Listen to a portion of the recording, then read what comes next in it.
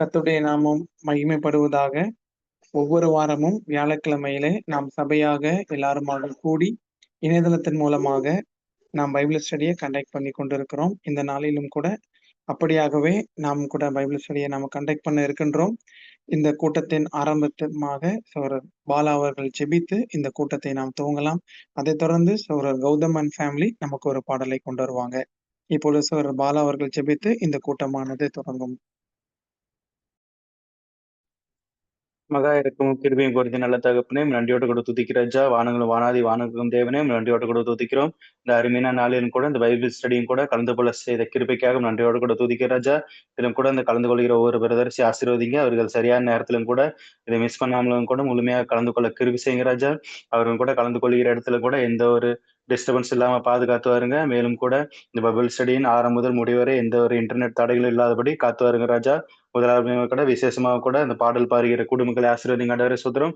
அவர்கள் பாடும்போது ஆவியோடும் கருத்தோடு பாட கிருபை செய்யுங்க ராஜா. விசேஷமாக கூட செய்தி குறிக்கிற இவாஞ்சலிஸ்ட் கூட ஆசீர்வதிங்க ஆண்டவரே சுதரம். அதுவும் கூட எங்களுக்கு பிரயோஜனமா இருக்க கிருபை செய்யுங்க ஆண்டவரே சுதரம்.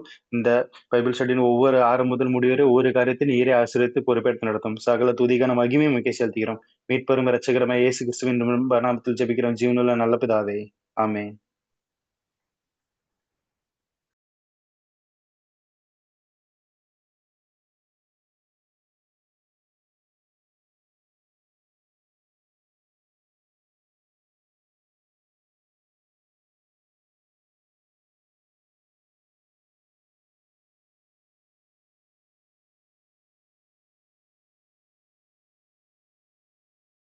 Praise the Lord, brother.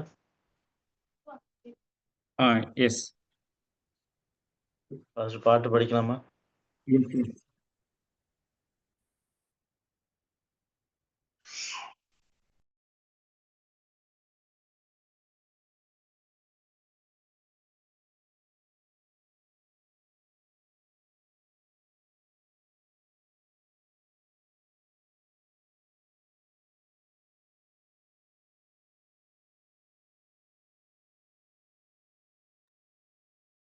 Hello, Gautam brother. பாடலையா? ஆமா பாஸ்டர். ஸ்டார்ட் பண்ணா பாஸ்டர்? Yes, yes. Time ஆயிடுச்சு. அநாதி ஸ்நேகத்தால் என்னை நேசித்தீரையா, காருண்யத்தினால் என்னை எடுத்துக் கொண்டீரே. அநாதி ஸ்நேகத்தால் என்னை நேசித்தீரையா, காருண்யத்தினால் என்னை எடுத்துக் கொண்டீரே. உங்க அன்பு பெரியது, உங்க இரக்கம் பெரியது, உங்க கிருபை பெரியது, உங்க தயவு பெரியது. உங்க அன்பு பெரியது, உங்க இரக்கம் பெரியது, உங்க கிருபை பெரியது, தயவு பெரியது. கடந்து வந்த பாதைகளை நினைக்கும் போதெல்லாம் கண்ணீரோடு நன்றி சொல்லி துதிக்கின்றேன் ஐயா. கடந்து வந்த பாதைகளை நினைக்கும் போதெல்லாம் கண்ணீரோடு நன்றி சொல்லி துதிக்கின்றேன் ஐயா. உங்க அன்பு பெரியது, உங்க இரக்கம் பெரியது, உங்க கிருபை பெரியது, உங்க தயவு பெரியது. உங்க அன்பு பெரியது, உங்க இரக்கம் பெரியது, உங்க கிருபை பெரியது, உங்க தயவு பெரியது. கர்த்தர் செய்ய நினைத்தது தடைபடவில்லை, சகலத்தையும் நன்மைக்காக செய்து முடிக்கிறே. கர்த்தர் செய்ய நினைத்தது தடைபடவில்லை, சகலத்தையும் நன்மைக்காக செய்து முடிக்கிறே. உங்க அன்பு பெரியது, உங்க இரக்கம் பெரியது, உங்க கிருபை பெரியது, உங்க தயவு பெரியது. உங்க அன்பு பெரியது, உங்க இரக்கம் பெரியது, உங்க கிருபை பெரியது, உங்க தயவு பெரியது. தாயின் கருவில் தோன்றும் முன்னே தெரிந்து கொண்டீரே, தாயை போல சேர்த்து காத்து அணைத்து கொண்டீரே. தாய் தாயின் கருவில் தோன்றும் முன்னே தெரிந்து கொண்டீரே. தாயை போல சேர்த்து காத்து அழைத்து கொண்டீரே. உங்க அன்பு பெரியது, உங்க இரக்கம் பெரியது, உங்க கிருபை பெரியது, உங்க தயவு பெரியது. உங்க அன்பு பெரியது, உங்க இரக்கம் பெரியது, உங்க கிருபை பெரியது, உங்க தயவு பெரியது. அநாதி ஸ்நேகத்தால் என்னை நேசித்தீரையா. காருண்யத்தினால் என்னை இழுத்து கொண்டீரே. அநாதி ஸ்நேகத்தால் என்னை நேசித்தீரையா. காருண்யத்தினால் என்னை இழுத்து கொண்டீரே.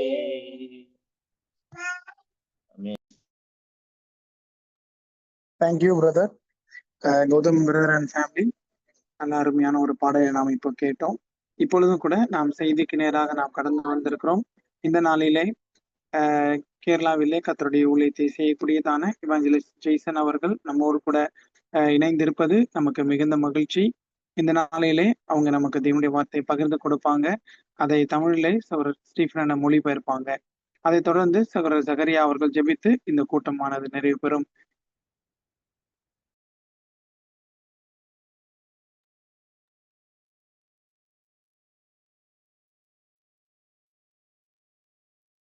എന്നെ കേൾക്കാമല്ലോ അല്ലേ?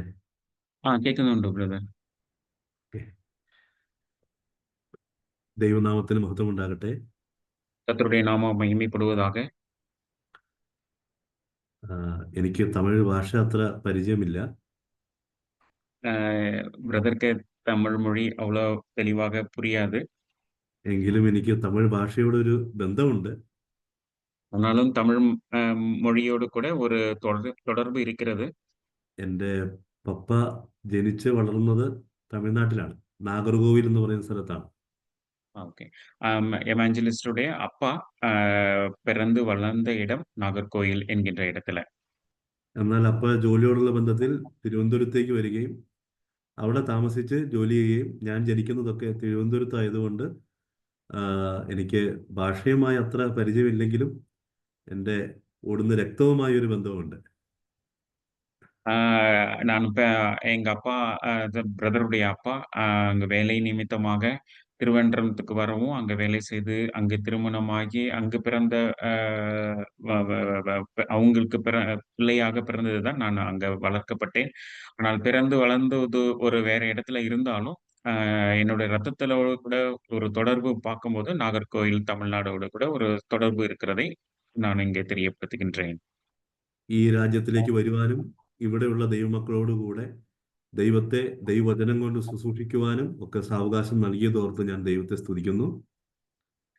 இந்த தேசத்திலே கடந்து வரவும், இந்த தேசத்திலே வந்து இங்குள்ள திருச்சபையோடு கூட சேர்ந்து ஆண்டவருடைய வார்த்தைகளை பகிர்ந்து கொள்ளும்படியாக தேவன் கொடுத்த வாய்ப்புக்காக நான் நன்றி செலுத்துகின்றேன். നമുക്കേറെ പരിചിതമുള്ള ഒരു ഭാഗമാണ് ഇന്ന് ഞാൻ ചിന്തിക്കുവാൻ ആഗ്രഹിക്കുന്നത്. நம்ம எல்லாருக்கும் நன்றாக அறிந்த ஒரு வேதாகம பகுதியை இந்த நாளில் நாம் சிந்திக்க இருக்கின்றோம். അതുകൊണ്ട് പ്രാർത്ഥനയോടെ നമുക്ക് ദൈവസന്നിധിയിലായിരുന്നു ദൈവവചനം കേൾക്കുവാൻ ദൈവം നമുക്ക് എല്ലാവർക്കും ധാരാളം ദൈവകൃപ നൽകുമാറാകട്ടെ. ஆகவே நாம் ஜெபத்தோடு அமர்ந்திருந்து இந்த செய்தி வேலையை நாம் அமர்ந்திருப்போம். கர்த்தர் நம்ம அனைவரோடும் கூட பேசும்படியாக நாம் ஜெபத்தோடு அமர்ந்திருப்போம். கர்த்தர் நம்ம அனைவரோடும் கூட பேசுவாராக. ഈ രാജ്യത്തിലേക്ക് വന്നപ്പോൾ ഇവിടെയുള്ള പ്രിയപ്പെട്ട ദൈവമക്കളോട് കൂടെ ആയിരുന്ന ദൈവവചനം ശുശ്രൂഷിക്കുവാൻ സ്വർഗത്തിലെ ദൈവം നൽകിയ ഈ വിലയേറിയ അവസരത്തെ ഓർത്ത് ഞാൻ ദൈവത്തെ സ്തുതിക്കുന്നു. இந்த தேசத்திலே கடந்து வந்தது முதல் இங்கு உள்ள விசுவாசிகளோடு கூட தேவ பிள்ளைகளோடு கூட வேத வசனத்தை தியானிக்கவும் அவர்களோடு கூட பகிர்ந்து கொள்ளும்படியாக தேவன் கொடுத்த பெரிய சாக்கியத்துக்காக நான் ஆண்டவருக்கு நன்றி செலுத்துகின்றேன். അതിന് അവസരമൊരുക്കിയ ഇവിടെയുള്ള ദൈവസഭയോടും എനിക്കുള്ള ഹൃദയംഗമായ നന്ദിയും സ്നേഹവും ഞാൻ പ്രാരംഭത്തിൽ തന്നെ അറിയിക്കുകയാണ്. அதற்கு காரணமாயிருந்த இங்குள்ள திருச்சபையாருக்கும் உள்ளத்தின் ஆழத்திலிருந்து நான் என்னுடைய நன்றியையும் வாழ்த்துதலையும் தெரிவித்துக் கொள்கின்றேன். ഉണർവ് എന്ന് പറയുന്നത് ഏറെ പ്രസിദ്ധമായ ഒരു പദമാണ്. உணர்வு அடைகிற காரியம் என்று சொல்லும் பொழுது அது மிகவும் மிகவும் அவசியமான ஒரு காரியமாக இருக்கிறது. അത് നമുക്ക് കേൾക്കാനും പറയാനും ഏറെ ഇഷ്ടമുള്ള ഒരു വാക്കാണ്. நாம் எல்லாரும் கேட்பதற்கும் ரிவைவல் அல்லது எழுப்புதல் என்று சொல்லக்கூடிய அந்த வார்த்தையை நாம் கேட்கும் பொழுது எல்லாருக்கும் ஒரு விருப்பமுள்ள, விரும்புகின்ற ஒரு பதமாக இருக்கிறது. നാം കൂടി വരുന്ന ദൈവസഭ ഉണർത്തപ്പെടണമെന്ന് ആഗ്രഹിക്കാത്ത ഒരു വ്യക്തിയും ഉണ്ടാകയില്ല. நாம் கூடி வருகின்ற அந்த தேவனுடைய சபையானது எழுப்புதல் அடைய வேண்டும் என்று சொல்லி இங்க இருக்கிற யாரும் விரும்பாமல் இருப்பதில்லை. എന്നാൽ നമ്മുടെ സഭ ഉണർത്തപ്പെടണമെന്ന് നാം ആഗ്രഹിക്കുമ്പോൾ ആദ്യം വ്യക്തിപരമായും നമ്മുടെ കുടുംബമായും ഉണർത്തപ്പെടുവാൻ ഇടയായിത്തീരണം. நம்முடைய சபையை எழுப்பப்பட வேண்டும் என்று சொன்னால் முதலாக நம்முடைய தனிப்பட்ட வாழ்க்கையில ஒரு எழுப்புதலும், குடும்ப வாழ்க்கையில ஒரு எழுப்புதலும் காணப்பட வேண்டும் என்பது மிக அவசியமாக இருக்கிறது. അതുകൊണ്ട് നാം ഈ വിഷയം ചിന്തിക്കുമ്പോൾ കർത്താവെ എന്നെ ഉണർത്തണമേ എന്നുള്ള ആഗ്രഹത്തോടെ പ്രാർത്ഥനയോടെ ഈ വിഷയത്തിലേക്ക് പ്രവേശിപ്പാൻ ദൈവം ധാരാളം കൃപ നൽകട്ടെ. ஆகவே இந்த எழுப்புதல் என்கின்ற தலைப்பிலே நாம் சிந்திக்க இருக்கும் பொழுது நாம் எல்லாரும் மிகவும் கவனமாக அமர்ந்திருந்து ஆண்டவரோட ஜெபத்தோடு அமர்ந்திருந்து, ஆண்டவரே என்னோடு பேச வேண்டும் என்று சொல்லக்கூடிய அந்த வாஞ்சியோடு விருப்பத்தோடு அமரும்படியாக உங்களை அன்போடு நான் கேட்டுக்கொள்கின்றேன். ഉണർത്തപ്പെട്ട വ്യക്തികളാണ് ഉണർത്തപ്പെട്ട സഭയ്ക്ക് വേണ്ടി പ്രാർത്ഥിക്കേണ്ടത്, ഉണരേണ്ട സഭയ്ക്ക് വേണ്ടി പ്രാർത്ഥിക്കേണ്ടത്. எழுப்புதல் அடைந்த விசுவாசிகள் அந்த சபையை எழுப்பப்பட வேண்டும் என்று சொல்லி நாம் ஜெபிக்க வேண்டிய அவசியமாக இருக்கிறது. ഇസ്രയേൽ ജനത്തിന്റെ ചരിത്രത്തിൽ പ്രസിദ്ധമായ ഉണർവ് കാണുന്നത് എസ്രയുടെയും നെഹമ്യാവിന്റെയും കാലത്താണ്. இஸ்ரவேல் ஜனத்தாருடைய எழுப்புதல் எப்பொழுது காணப்பட்டது என்று சொன்னால், நெகேமியா, எஸ்ராவுடைய நாட்களிலே அந்த இஸ்ரவேல் ஜனத்திற்கு ஒரு பெரிய எழுப்புதல் அல்லது எழுச்சி காணப்பட்டது. ഈ ഉണർവിന് വേണ്ടി മറിഞ്ഞിരുന്ന് പ്രാർത്ഥിച്ചത് ദാനിയേൽ എന്നൊരു വ്യക്തിയാണ്. ஆனால் இந்த எழுப்புதல் ஏற்படுவதற்காக ஒரு மனிதர் ஜெபித்தார். அந்த தேவ மனிதர் யார் என்று சொன்னால் தானியேல் என்கின்ற தேவனுடைய மனுஷன். ഉണർത്തപ്പെട്ടവർ ഉണർവിനായി പ്രാർത്ഥിച്ചാൽ ഉത്തരം വൈകാനിടയില്ല. எழுப்பப்பட்ட ஜனங்கள், எழுச்சி பெற்ற ஜனங்கள் எழுப்புதலுக்காக ஜெபிக்கும் பொழுது ஆண்டவர் நிச்சயமாக அந்த ஜெபத்திற்கு பதில் கொடுப்பார். அதுக்கு காலதாமதம் இல்லாமல் அது நிறைவேறும்.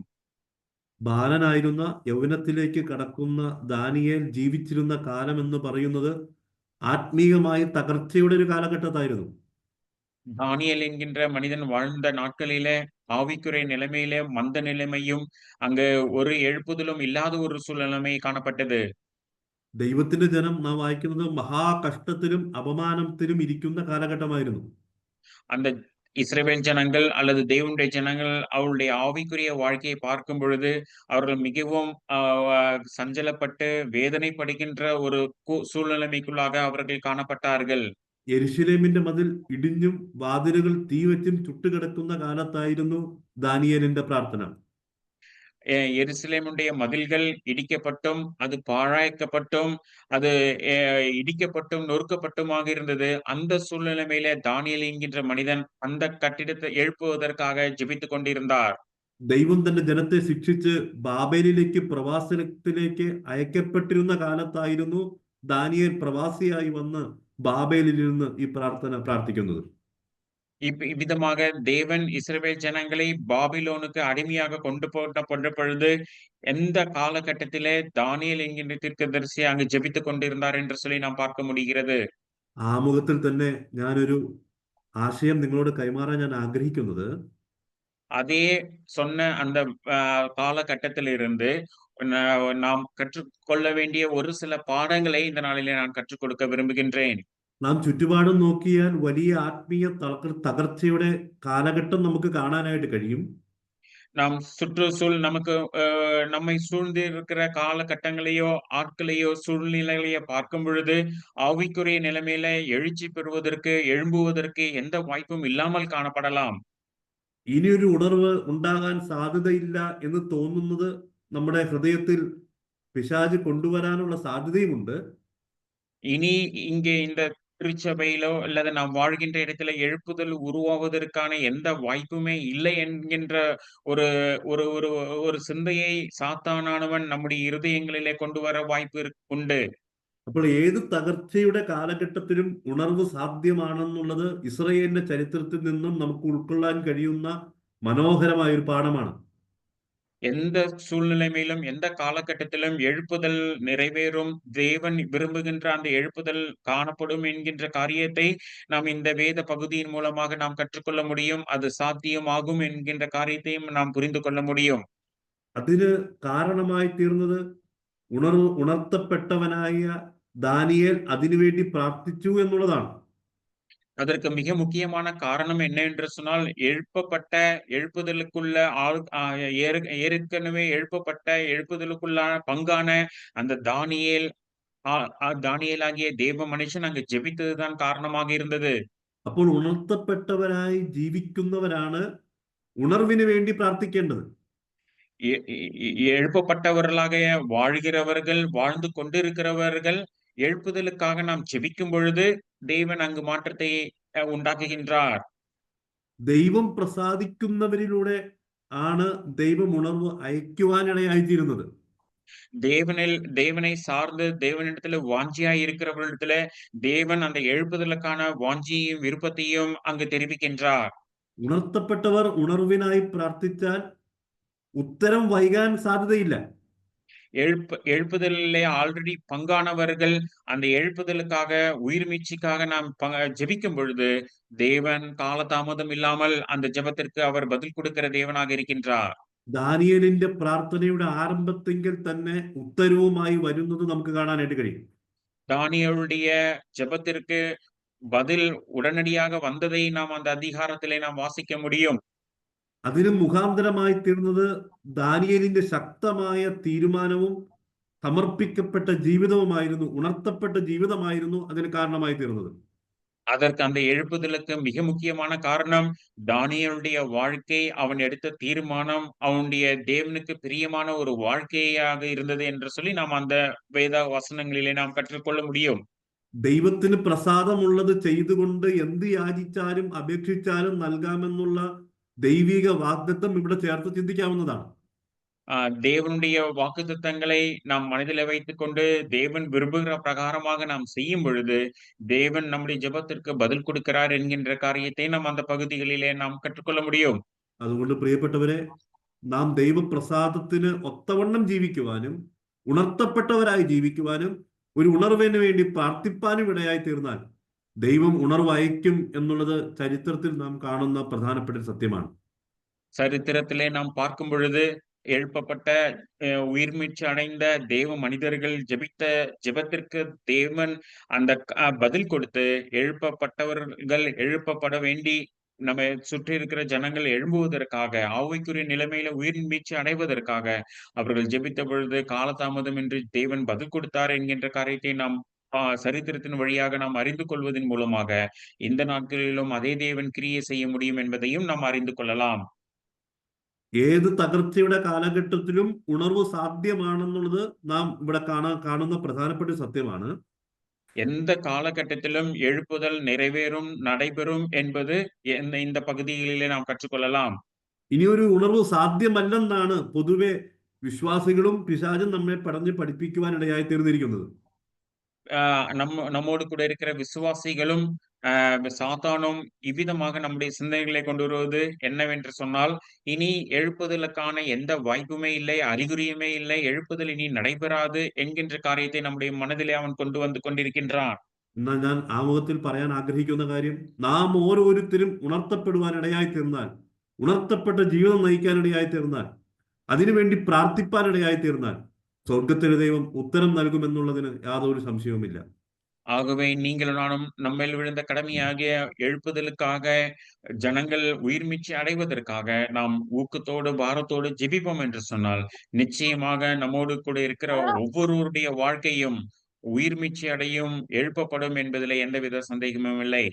അതുകൊണ്ട് പ്രിയപ്പെട്ടവരെ, ഈ സന്ദേശത്തിലേക്ക് കടക്കുന്നതിന് മുമ്പ് ദൈവമേ എന്നെ ഉണർത്തണമേ, ഈ ദൈവവചനം എന്നെ ഒരു ഉദ്ധാരണത്തിലേക്ക്, ഉണർവിലേക്ക് നയിക്കുവാൻ ഇടയായി തീരണമേ എന്നുള്ള ആഗ്രഹത്തോടെ, പ്രാർത്ഥനയോടെ ഈ സന്ദേശത്തിലേക്ക് നമുക്ക് പ്രവേശിക്കാം. இந்த செய்திக்கு நேராக நாம் கடந்து போவதற்கு முன்பதாக நாம் ஜெபத்தோடு அமர்ந்திருப்போம். ஆண்டவரே, எனக்கு எழுப்புதலை குறித்து கற்றுக் கொடுக்க வேண்டும். என்னுடைய வாழ்க்கையில ஆவிக்குரிய உயிர்மீட்சி அடைய வேண்டும். ஆவிக்குரிய எழுப்புதல் என்னுடைய வாழ்க்கையில காணப்பட வேண்டும். என்னோடு பேச வேண்டும் என்ற அந்த ஜெப சிந்தையோடு கூட நாம் அமர்ந்திருக்கும்படியாக உங்களை அன்போடு நான் கேட்டுக்கொள்கின்றேன். നമ്മുടെ വിഷയം യഥാർത്ഥ ആത്മീയ ഉണർവ് എന്നുള്ളതാണല്ലോ. ஆவிக்குரிய உயிர்மீட்சி அல்லது ஆவிக்குரிய எழுப்புதல் என்கின்ற தலைப்பிலே நாம் இந்த நாளிலே நாம் சிந்திக்க இருக்கின்றோம். ഉണർവ് ഏറെ തെറ്റിദ്ധരിക്കപ്പെട്ടിട്ടുള്ള ഒരു വിഷയമാണ്. ஆவிக்குரிய எழுப்புதல் அல்லது எழுப்புதல் என்கின்ற பதத்தை நாம் அநேகர் தவறாக புரிந்திருக்கின்றார்கள். ബാഹ്യമായ ചില ചേഷ്ടകളോ ആഴത്തിലേക്കല്ലാത്ത ചില കാര്യങ്ങളോ ഉപരിവിപ്ലവമായ എന്തെങ്കിലും കാര്യങ്ങളോ അല്ല ഉണർവ് എന്ന് ദൈവവചനം വെളിപ്പെടുത്തുന്നത്. வேதாகம வசனத்திலே நாம் எடுத்து பார்ப்போம் என்று சொன்னால், எழுப்புதல் என்று சொல்லுவது மிக ஆழமான சத்தியங்களை படிப்பதோ, ஆழமான காரியங்களை கற்றுக்கொள்வது எழுப்புதல் அல்ல. പിന്നെയോ ഈ നാം ചിന്തിക്കാൻ പോകുന്ന തലക്കെട്ടിൽ നിന്നും അതിപ്രധാനമായ 2 സത്യങ്ങൾ വെളിപ്പെടുത്താൻ ഞാൻ ആഗ്രഹിക്കുകയാണ്. ஆகவே இந்த நாளில நாம் சிந்திக்க போகிற அந்த 2 முக்கியமான காரியங்கள் அந்த எழுப்புதலுக்கு உதவியாக இருக்கிறது என்பதை நான் இந்த நாளிலே சிந்திக்க இருக்கின்றோம். എന്തല്ല ഉണർവ് എന്ന് നാം ചിന്തിക്കുന്നതിനേക്കാൾ നല്ലത് എന്തായിരിക്കണം ഉണർവ് എന്നുള്ളതാണ് നമ്മുടെ ചിന്താ വിഷയം. எழுப்புதல் என்றால் என்ன அல்ல என்று சொல்லி சிந்திப்பதை காட்டிலும், எழுப்புதல் என்னென்ன காரியங்கள் எழுப்புதலுக்கு உதவியாக இருக்கும், எழுப்புதல் என்றால் என்ன என்பதை குறித்து நாம் இந்த நாளில் நாம் சிந்திப்பது அவசியமாக இருக்கிறது. മലയാളത്തിൽ സാധാരണ ഇങ്ങനെ ഒരു കാര്യം പറയാറുണ്ട്. மலையாள மொழியிலே இவ்விதமாக ஒரு காரியத்தை சொல்வதுண்டு. കുളം കുത്തിയാൽ വേര് പ്രത്യേകിച്ച് അതിന് മുകളിലുള്ള മരവും വേരൊന്നും പ്രത്യേകിച്ച് പറിക്കാൻ വേണ്ടി ബന്ധപ്പെടണ്ട. കുളം കുത്തുന്നതിനോട് കൂടെ ഇവയെല്ലാം താനേ പറഞ്ഞോളും. இப்ப அந்த மரத்துடைய கிளைகளையோ, மரத்தினுடைய தண்டையோ நாம் குத்தி அல்லது வேரையோ, அதனுடைய மரத்தையோ, காய்களையோ நாம் பாழாக்க வேண்டிய அவசியம் இல்லை. மாறாக அதை வேரை அடித்து விட்டால், முழுவதுமாக வெட்டி விட்டு விட்டால், மேலே இருக்கிற காரியத்தை வெட்ட வேண்டிய அவசியம் இல்லை என்கின்ற அர்த்தமுள்ள ஒரு பழமொழியை வழக்கமாக சொல்வார்கள். അപ്പോൾ നമ്മുടെ ഉദ്ദേശം എന്നുള്ളത് ശരിയായ നിലയിൽ ഇത് ചിന്തിക്കുക എന്നുള്ളതാണ്. അല്ലാതെ ശരിയല്ലാത്ത കാര്യങ്ങളുടെ പിന്നാലെ നാം പോയി സമയം കളയാൻ ആവശ്യമില്ല. ஆகவே நம்முடைய நோக்கம் என்னவாக இருக்கிறது என்று சொன்னால், எது சரி என்கின்ற காரியத்தை நாம் கற்றுக்கொண்டால், எது சரியல்ல என்கின்ற காரியத்திற்கான பதிலும் அந்த காரியத்திலே அடங்கும் என்பதை நாம் சிந்தித்துக் கொள்ள முடியும். ഇതല്ലാത്തതെല്ലാം വിപരീതമാണ്, തെറ്റായിട്ടുള്ള കാര്യങ്ങളാണ്. இவை அல்ல எழுப்புதல் அல்லாத காரியங்கள் என்று சொன்னால் அநேக காரியங்கள் உண்டு என்பதை நாம் புரிந்து கொள்ள வேண்டும். அவை எல்லாவற்றும் தவறான காரியங்கள் என்று சொல்லி நாம் புரிந்து கொள்ள முடியும். അപ്പോൾ എന്തായിരിക്കണം ഉണർവ് എന്നുള്ളത് 2 വാക്കുകളിൽ ഇവിടെ നമുക്ക് കാണാനായിട്ട് കഴിയും. ഉണർവ് യഥാർത്ഥമായിരിക്കണം, உணர்வு ஆத்மீயமாയിരിക്കണം. இந்த எழுப்புதல் என்கின்ற அந்த பதம் அல்லது ஆவிக்குரிய உயிர்மீட்சி அடைகின்ற சொல்லும் பொழுது அது 2 வார்த்தையிலே நாம் சொல்ல முடியும். அது எப்பொழுதும் ஆவிக்குரிய நிலைமையிலே காணப்பட வேண்டும். அது யதார்த்தமாக செயல்பட வேண்டிய ஒரு காரியமாக, விஷயமாக இருக்கிறது என்பதை நாம் புரிந்து கொள்ள வேண்டும். உணர்வு யதார்த்தமாയിരിക്കണം. இந்த எழுப்புதல் அல்லது உயிர்மீட்சி என்பது யதார்த்தமாக காணப்பட வேண்டிய ஒரு காரியமாக இருக்கிறது. ഒറിജിനലിനെ വെല്ലുന്ന ഡ്യൂപ്ലിക്കേറ്റ് உள்ள காலத்താണ് നാം ആയിരിക്കുന്നത്. நாம் வாழ்கின்ற நாட்களிலே ஒரிஜினலை காட்டிலும் டூப்ளிகேட்டாக வருகின்ற பொருட்கள் ஒரிஜினலை விட மிக கம்பேர் பண்ணி பார்க்கும்போது அதை விட அதிகமான ஒரிஜினலை போல டூப்ளிகேட் பொருள் காணப்படுகிறது. ഇത് മനുഷ്യന് തിരിച്ചറിയാൻ അല്പം പ്രയാസമുണ്ട്. இந்த விஷயத்தை எது ஒரிஜினல் எது டூப்ளிகேட் என்பதை புரிந்து கொள்வதற்கு கொஞ்சம் கஷ்டப்பட வேண்டிய அவசியமாக இருக்கிறது. എന്നാൽ ദൈവത്തിന് ഇത് അറിയാൻ യാതൊരു പ്രയാസവുമില്ല. ஆனால் இது தேவன் அறிந்து கொள்வதற்கு எந்த கஷ்டமும் எந்த பிரயாசமும் பட வேண்டிய அவசியம் இல்லை. തുയഥൈരയിലെ സഭയ്ക്ക് സഭാകാന്തൻ തന്നെ താൻ പരിചയപ്പെടുത്തുന്നത് ഇങ്ങനെയാണ്. വെളിപ്പാട് പുസ്തകം 2-ാം അധ്യായത്തിന്റെ 18ഉം 23ഉം വാക്യങ്ങളിൽ വായിക്കുമ്പോൾ അത് കാണാനായിട്ട് കഴിയും. வெளிப்படுத்தல் 2வது அதிகாரம் 18-19 வசனங்களிலே நாம் இந்த திருச்சபைக்கு எழுதும் பொழுது இவ்விதமாக நாம் வாசிக்கின்றோம். தியத்ரா சபைக்கு ഉൾപ്പുകളെയും ഹൃദയങ്ങളെയും ആരായുന്നു എന്നാണ് നാം കാണുന്നത്. உன்னுடைய கிரியைகளை ஆராய்ந்து அறிந்திருக்கின்றேன் என்று சொல்கிறார். അഗ്നിജാലയ്ക്കൊത്ത കണ്ണുള്ള ദൈവമാണ് നമ്മുടെ ദൈവമെന്ന് അവിടെ രേഖപ്പെടുത്തുന്നുണ്ട്. அக்கினி ஜுவாலை போன்ற கண்கள் நம்முடைய தேவனுக்கு இருக்கிறது என்று சொல்லி அங்க சொல்லப்பட்டிருக்கிறது. അപ്പോൾ സഭാകാന്തൻ സഭയ്ക്ക് പരിചയപ്പെടുത്തുന്നത് ഇങ്ങനെയാണ്: ഞാൻ അഗ്നിജ്വാലയ്ക്കൊത്ത കണ്ണുള്ളവനാണ്, ഞാൻ அந்த ഉൾപ്പുകളെയും ഹൃദയങ്ങളെയും ആരാഞ്ഞറിയുന്നവനാണ്. அங்க சபையில் அந்த தியேத்ரா சபைக்கு தேவனை குறித்து சொல்லுகிறார், நான் அக்கினி ஜுவாலை போன்ற கண்களை உடையவனாக இருக்கின்றேன், இவைகள் அதனுடைய காரியங்களை அதிகமாக அறிந்திருக்கிறேன் என்று சொல்லி உன்னுடைய செய்த கிரியைகளை நான் அறிந்திருக்கிறேன் என்று சொல்கிறார். முன்பு செய்த கிரியைகள் பின்பு செய்த கிரியைகளை அதிகமாக அறிந்திருக்கிறேன். അപ്പോൾ ഉണർവ് യഥാർത്ഥമാണോ എന്നുള്ളത് മനുഷ്യന് തിരിച്ചറിയാൻ ചിലപ്പോൾ ഒരു പക്ഷേ പ്രയാസമായിരിക്കാം. പക്ഷെ உணர்வு സഭാകാന്തന് കൃത്യമായി അറിയാവുന്നതാണ്.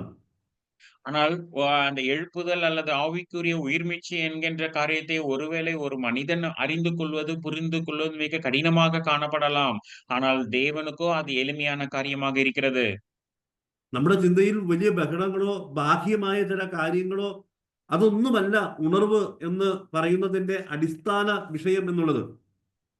இந்த எழுப்புதல் என்பது நாம் சிந்திக்கின்ற காரியங்களோ அல்லது நாம் யோசிக்கின்ற காரியங்களோ யதார்த்தமான காரியங்களையோ அது சொல்வது அல்ல. ഉണർവ് എന്ന് പറയുന്നത് യഥാർത്ഥമായി നമ്മുടെ ഹൃദയങ്ങളുടെ ഉള്ളിൽ നിന്നും ഉയരേണ്ടുന്ന ഒരു കാര്യമാണ്. எழுப்புதல் என்று சொல்லும்போது நம்முடைய இருதயத்தின் ஆழத்திலிருந்து உள்ளத்தின் ஆழத்திலிருந்து எழும்பி வர வேண்டிய ஒரு உணர்வாக இருக்கிறது, ஒரு காரியமாக விஷயமாக இருக்கிறது. യാന്ത്രികമായി എന്തെങ്കിലും ചെയ്യുന്നതിനെ കുറിച്ചല്ല ദൈവവചനത്തിൽ ഉണർവ് എന്ന് പറയുന്നത്. யாந்திரியமாக செய்கின்ற விஷயங்களை குறித்து செய்வதோ சொல்லுவதோ பேசுவதோ எழுப்புதல் அல்ல. മനുഷ്യർ കാണുന്നതിന് വേണ്ടി എന്തെങ്കിലും ചെയ്യുന്നതിനെ അല്ല ഉണർവ് എന്ന് പറയുന്നത്. மனிதர்கள் பார்ப்பதற்காக நாம் செய்கின்ற காரியங்களை எழுப்புதல் என்று நாம் சொல்ல முடியாது. അത് കർത്താവ് തന്നെ ഈ ഭൂമിയിലായിരുന്നപ്പോൾ അതിനെ കപടഭക്തി എന്നാണ് വിശേഷിപ്പിച്ചിരിക്കുന്നത്.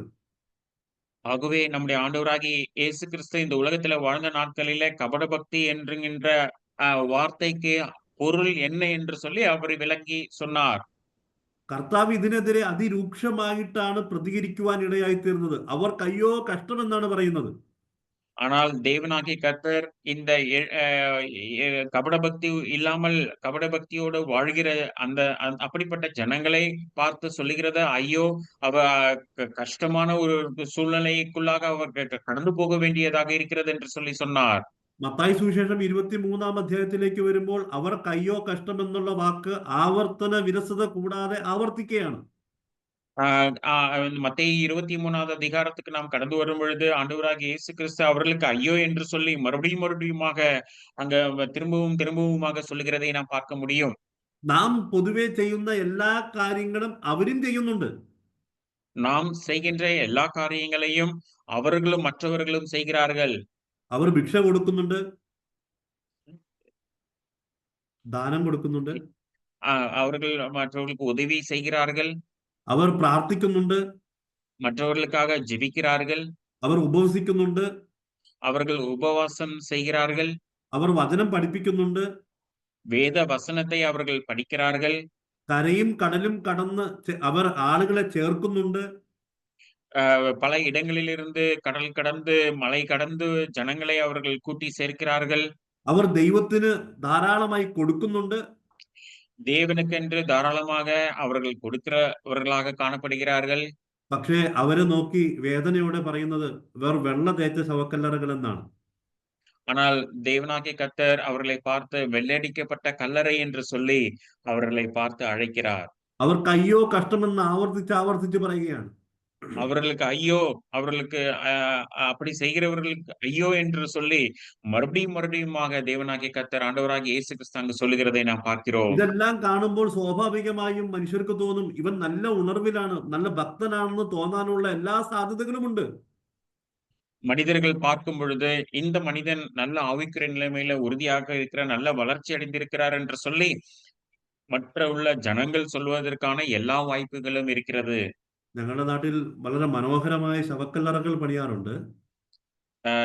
பிரதருடைய ஊர்ல பார்க்கும் பொழுது, அந்த கல்லறை தோட்டத்தை அந்த கல்லறையை அடக்கம் செய்த பின்பதாக நல்லா அழகாக ஜோடித்து, அதை நல்லா பூசி மொழுவி கட்டி, அதை அழகாக அலங்கரிக்கிறதை நான் பார்த்திருக்கிறேன்.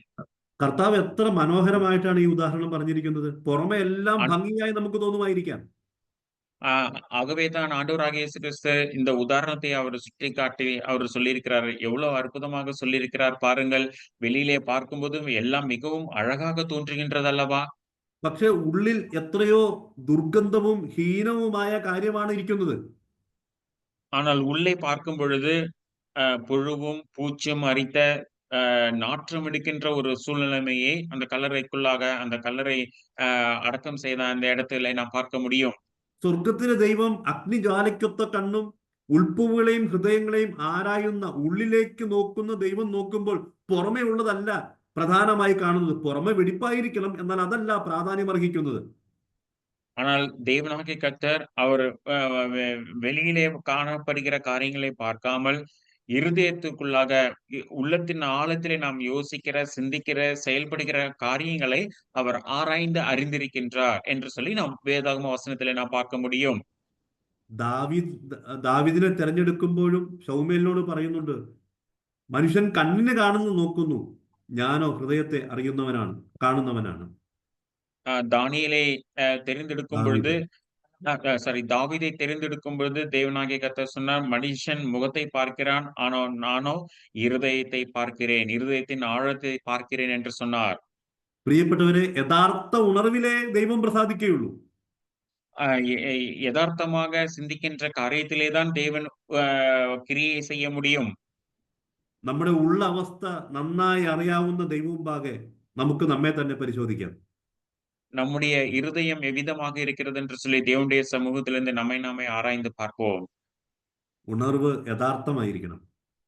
உணர்வு அல்லது எழுப்புதல் என்பது ஆவிக்குரிய உயிர்மீச்சு எழுச்சி என்பது யதார்த்தமாக நடைபெற வேண்டிய ஒரு விஷயமாக இருக்கிறது. അത് ഉള്ളിൽ നിന്ന്, ഹൃദയത്തിൽ നിന്നും, ആത്മാവിൽ നിന്നും ഉണ്ടാകുന്നതായിരിക്കണം, ഒഴിവാകുന്നതായിരിക്കണം. அது உள்ளத்தின் ஆழத்திலிருந்து, ஆத்மாவிலிருந்து, உள்ளத்தின் ஆழத்திலிருந்து, உள்ளத்திலிருந்து உருவாகி அது வெளியே வர வேண்டிய ஒரு விஷயமாக இருக்கிறது. അവയിൽ മാത്രമേ ദൈവത്തിന് പ്രസാദിക്കാൻ കഴിയുകയുള്ളൂ. அந்த விஷயத்தில் மாத்திரமே தேவன் கிரியை செய்ய முடியும். രണ്ടാമതായി എന്നെ ചിന്തിപ്പിച്ച കാര്യം, இரண்டாவது எனக்கு பிரயோஜனமாக இருந்த ஒரு காரியம், ഉണർവ് ആത്മീയമായിരിക്കണം. உணர்வு எழுப்புதல் என்பது அது ஆவிக்குரிய நிலைமையிலே காணப்பட வேண்டும். ആത്മീയമല്ലാത്ത എരിവും പരിജ്ഞാനമില്ലാത്ത എരിവും അത് ഉണ്ടായി പോകാനുള്ള സാധ്യതയുണ്ട്. அந்த ஆவிக்குரிய எழுப்புதல் அல்லது எழுச்சி என்பது அந்த தேவ வசனத்தை குறித்த அந்த ஞானமும் விவேகமும் புத்தியும் இல்லாமல் போகின்ற ஒரு சூழ்நிலைமையை சுட்டி காண்பிக்கக்கூடியதாக இருக்கிறது. കൂടുതൽ ആത്മീയമായിട്ടുള്ള ആക്ടിവിറ്റീസ് അല്ലെങ്കിൽ പ്രവർത്തനങ്ങളാണ് ഉണർവെന്ന് തെറ്റിദ്ധരിച്ചു പോകാൻ സാധ്യതയുണ്ട്. எழுப்புதல் என்று சொல்லும் பொழுது ஆவிக்குரிய உயிர்மீச்சு அடைக்கக்கூடிய சபையுடைய காரியங்களை குறித்து சிந்திக்கக்கூடியவர்களாக காணப்படுகிறார்கள். ஆகவே அப்படியாக சிந்திக்கும் பொழுது நாம் தவறான பாதைக்கு நம்மை வழிநடத்தக்கூடிய காரியமாக இருக்கிறது. റോമാലേഖനം 12-ാം അധ്യായത്തിന്റെ 11-ാം വാക്യത്തിൽ നാം ഇങ്ങനെ വായിക്കുന്നു. ரோமர் 12-வது அதிகாரம் 11-வது வசனத்திலே நாம் இவ்விதமாக வாசிக்கிறோம். ഉത്സാഹത്തിൽ മടുപ്പില്ലാതെ ആത്മാവിൽ എരിവുള്ളവരായി കർത്താവിനെ സേവിപ്പിൻ. அசதியாயிராமல் ஜாக்கிரதையாயிருங்கள், ஆவியிலே அனலாயிருங்கள், கர்த்தருக்கு ஊழியம் செய்யுங்கள். ആത്മാവിലുള്ള എരിവാണ് ദൈവം നമ്മിൽ നിന്നും ആഗ്രഹിക്കുന്നത്. ஆவியிலே அனலாயிருக்க வேண்டும் என்று சொல்லி தேவன் நம் ஒவ்வொருவரிடத்திலிருந்தும் எதிர்பார்க்கின்றார். ജഡത്തിൽ വെളിപ്പെടുന്ന എന്തെങ്കിലും പ്രവർത്തനങ്ങളോ പ്രകൃതികളോ അല്ല വാസ്തവത്തിൽ ആത്മീയ ഉണർവ് എന്ന് പറയുന്നത്. இந்த ஆவிக்குரிய உயிர்மீச்சு என்பது ஜனங்களிலிருந்து வெளிப்படுகின்ற காரியங்கள் அல்ல, ஜனங்களிலிருந்து தவறான காரியங்கள் அல்ல என்று சொல்லி அந்த வசனத்திலே நாம் சொல்லப்படுகிறது. റോമാലേഖനം 12-ാം അധ്യായം നോക്കുക. ரோமர் 12-வது அதிகாரத்துக்கு நாம் கடந்து வருவோம் என்று சொன்னால் അതിന്റെ 9-ാം വാക്യത്തിൽ നാം കാണുന്നത് ഇങ്ങനെയാണ്. அதுல 9-வது வசனத்திலே நாம் இவ்விதமாக பார்க்கிறோம். അവിടെ സ്നേഹത്തിൽ വ്യാജമുണ്ടാകാൻ സാധ്യതയുണ്ട്. அங்க நம்முடைய அன்பில் மாயமற்றதாக இருக்க வேண்டும், மாயம் கலந்ததாக நம்முடைய அன்பு காணப்பட வாய்ப்பு இருக்கிறது என்று சொல்லி அங்கு சொல்லப்பட்டிருக்கிறது. അതുകൊണ്ടാണ് അവിടെ സ്നേഹം നിർവ്യാജ്യമായിരിക്കട്ടെ എന്ന് എഴുതിയിരിക്കുന്നത്. ஆகவே தான் அங்கு உங்கள் அன்பு மாயமற்றதாய் இருப்பதாக என்று சொல்லி எழுதியிருக்கிறது. 10ാമത്തെ വാക്യത്തിൽ സഹോദര പ്രീതിയിൽ അല്ലാത്ത ബഹുമാനത്തിന് സാധ്യതയുണ്ട്. உங்க 10வது வசனத்திலே சகோதர சிநேகத்திலே ஒருவர் மேல் ஒருவர் பட்சமாயிருங்கள். 11ാമത്തെ വാക്യത്തിൽ വരുമ്പോൾ ആത്മാവിലല്ലാത്ത ഉത്സാഹവും സേവനത്തിനുമുള്ള സാധ്യതയുണ്ട്. அங்க 11வது அதிகாரத்துல நாம் வரும்பொழுது ஆவியிலே அனலா இராமல் காணப்படுகின்ற சூழ்நிலையும் அங்கு சொல்லப்பட்டிருக்கிறது. അപ്പോൾ ആത്മാവിലല്ലാത്ത ഉണർവിനും സാധ്യതയുണ്ടെന്ന് പറയുവാൻ അതിന്റെ മുമ്പുള്ള വാക്യങ്ങൾ ദൈവത്തിന്റെ ആത്മാവ് രേഖപ്പെടുത്തുകയാണ്. இங்கே ஆவியிலே அனலா இராமல் இருப்பதற்கான அநேக காரணங்களும் சூழ்நிலைகளும் இருப்பதினாலே ஆவியானவர் அங்கு சொல்லியிருக்கிறார், ஆவியிலே அனலாயிருங்கள். സ്നേഹമില്ലാതെയും വലിയ സ്നേഹമായി വ്യാജമായി നടിക്കാൻ സാധ്യതയുണ്ട്. അത് നാം ചുറ്റുപാടും കാണുന്ന കാര്യമാണ്. சிநேகம் இல்லாமல் அன்பு மற்றவர்களை காண்பிக்காமல் அன்பு இருக்கிறது போல சிநேகத்தை காண்பிக்கிறது போல நாம் மற்றவர்களுக்கு முன்பதாக நம்மால் நடிக்க காட்ட முடியும். തമ്മിൽ തമ്മിൽ സഹോദര പ്രീതി ഇല്ലാതെയും വലിയ ബഹുമാനമാണെന്ന് കാണിക്കാനുള്ള സാധ്യതയുണ്ട്. சகோதர சிநேகத்திலே ஒருவருக்கொருவர் பட்சமாய் இராமல் இருக்கக்கூடிய சூழ்நிலைகளும் நமக்கு வரக்கூடிய வாய்ப்பு உண்டு. ആ ഒരു സഹോദരൻ കടന്നു വരുമ്പോൾ ആ സഹോദരനോട് യാതൊരു സ്നേഹവും ബഹുമാനവും ഇല്ലായിരിക്കാം. അദ്ദേഹത്തെക്കുറിച്ചുള്ള കുറ്റം പറഞ്ഞുകൊണ്ടിരിക്കുമ്പോഴായിരിക്കാം അദ്ദേഹം വരുന്നത്. പക്ഷെ വന്നു കഴിയുമ്പോൾ നാം കാണിക്കുന്ന ബഹുമാനവും ആദരവും ഒക്കെ ചിലപ്പോൾ ഉന്നതമായിരിക്കാനുള്ള സാധ്യതയുണ്ട്. நாம் நம்முடைய நண்பரோடு பேசிக் கொண்டிருக்கும்போது வேறொரு நபரை குறித்து தவறான நிலைமைகளிலே நாம் நம்முடைய நண்பரோடு பேசிக் கொண்டிருக்கும் பொழுது ஒருவேளை அவர் வருவார் என்று சொன்னால் அவரை குறித்து நன்மையான காரியங்களும் மேன்மையான காரியங்களையும் நல்லவர் போல நாம் அவரை குறித்து போற்றி புகழ்ந்து பேசுவது உண்டு. അപ്പോൾ ഇതിനെല്ലാം സാധ്യതയുണ്ട് എന്ന് പറഞ്ഞിട്ട് പറയുകയാണ്, ആത്മാവിനുള്ള എരിവും ഉത്സാഹവുമാണ്, അങ്ങനെയാണ് ദൈവത്തെ സേവിക്കാൻ ഇടയായി തീരേണ്ടത്.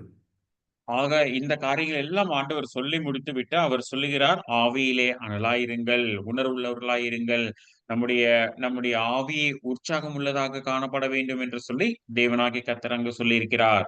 പഴയ നിയമത്തിലേക്ക് വരുമ്പോൾ മനോഹരമായ ധാരാളം ചരിത്രങ്ങൾ ദൈവത്തിന്റെ ആത്മാവ് രേഖപ്പെടുത്തി നൽകിയിട്ടുണ്ട്. பழைய ஏற்பாட்டிலே நாம் வருவோம் என்று சொன்னால் பரிசுத்த ஆவியானவர் அநேக வேதாகம பகுதிகளை இந்த காரியத்தை ஒப்பிட்டு அவர் எழுதி வைத்திருக்கின்றார். നമ്മുടെ വേദപുസ്തകത്തിലെ 22 പുസ്തകങ്ങൾ ചരിത്ര പുസ്തകങ്ങളാണ്. வேதாகம புஸ்தகத்திலே 22 புஸ்தகங்கள் சரித்திர புஸ்தகங்களாக அது சொல்லப்பட்டிருக்கிறது. നമുക്കത് അറിയാവുന്നതാണ്. 5 കാവ്യ പുസ്തകങ്ങളുണ്ട്, 18 പ്രവചനങ്ങളുണ്ട്, 21 ലേഖനങ്ങളുണ്ട്. അങ്ങനെയാണ് 66 പുസ്തകങ്ങൾ. நம்முடைய வேதாகமத்திலே பாடல் புஸ்தகங்கள், தீர்க்க தரிசன புஸ்தகங்கள் இவ்விதமாக மொத்தமாக 66 புஸ்தகங்கள் நம்முடைய வேதாகமத்திலே எழுதி கொடுக்கப்பட்டிருக்கிறது. അതിൽ ഏറ്റവും അധികമായിട്ടുള്ളത് ചരിത്ര പുസ്തകങ്ങളാണ്. இவையில அதிகமாக இருப்பது சரித்திர புஸ்தகங்கள் தான் அதிகமாக இருக்கிறது. എന്തിനാണെന്ന് അറിയാമോ ഈ ചരിത്ര പുസ്തകങ്ങൾ ഇത്രയധികം നമ്മുടെ വേദപുസ്തകത്തിൽ രേഖപ്പെടുത്തി തന്നിരിക്കുന്നത്? எதற்காக சரித்திர புஸ்தகங்கள் மற்ற புஸ்தகங்களை காட்டிலும் அதிகமாக தேவனாகிய கர்த்தர் நமக்கு எழுதி கொடுத்திருக்கிறார் தெரியுமா? ഇനി ഞാൻ നിങ്ങളോട് മുമ്പോട്ടുള്ള ദിവസങ്ങളിൽ ദൈവവചനം പറയുമ്പോഴും ഈ ചരിത്ര ഭാഗങ്ങളിൽ നിന്നും അനേക സത്യങ്ങൾ പറയാൻ ഞാൻ ആഗ്രഹിക്കുന്നുണ്ട്. இனி உள்ள நாட்களிலே தேவன் அனுமதிப்பார் என்று சொன்னால் இந்த சரித்திர புஸ்தகத்திலிருந்து அநேக காரியங்களை உங்களோடு கூட நான் பகிர்ந்து கொள்ள விரும்புகின்றேன். നമുക്ക് മനസ്സിലാകത്തക്ക നിലയിൽ നമ്മുടെ ബുദ്ധി ഉപദേശത്തിന് വേണ്ടി അത് രേഖപ്പെടുത്തി നൽകിയിരിക്കുകയാണ്.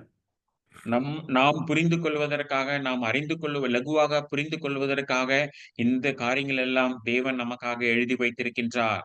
1 കൊരിന്ത്യർ 10-ാം അധ്യായത്തിന്റെ 11-ാം വാക്യത്തിൽ എന്തിനു വേണ്ടിയാണ് ഇത് രേഖപ്പെടുത്തി നൽകിയിരിക്കുന്നതെന്ന് വളരെ വ്യക്തമായി രേഖപ്പെടുത്തിയിട്ടുണ്ട്. 1 கொரிந்தியர் 10வது அதிகாரத்துல நாம் வாசிக்கும் பொழுது எதற்காக இந்த காரியங்கள் எல்லாம் எழுதி வைக்கப்பட்டிருக்கிறது என்று சொல்லி அங்கு சொல்லப்பட்டிருக்கிறது. അവിടെ നാം വായിക്കുന്നത് ഇസ്രയേലിന് അത് ദൃഷ്ടാന്തമായി സംഭവിച്ചു, ലോകാവസാനം വന്നെത്തിയിരിക്കുന്ന നമുക്ക് ഒരു ബുദ്ധി ഉപദേശത്തിനായി എഴുതി നൽകിയിരിക്കുകയാണ്. 1 கொரிந்தியர் 10 ஏது வசனம்? 11. 11வது வசனம். இவைகள் எல்லாம் திருஷ்டாந்தங்களாக அவர்களுக்கு சம்பவித்தது, உலகத்தின் முடிவு காலத்திலுள்ள நமக்கு எச்சரிப்பு உண்டாகும்படி எழுதப்பட்டும் இருக்கிறது. അപ്പോൾ നമ്മെ ഉപദേശിക്കേണ്ടതിന് വേണ്ടി ചരിത്ര പുസ്തകങ്ങൾ ധാരാളമായി രേഖപ്പെടുത്തി നൽകിയിരിക്കുകയാണ്. അവിടെ മുന്നറിയിപ്പിന്റെ പാഠങ്ങളുമുണ്ട്, നാം അനുകരിക്കേണ്ട മനോഹരമായ മാതൃകാ പാഠങ്ങളും ദൈവം രേഖപ്പെടുത്തി നൽകിയിട്ടുണ്ട്.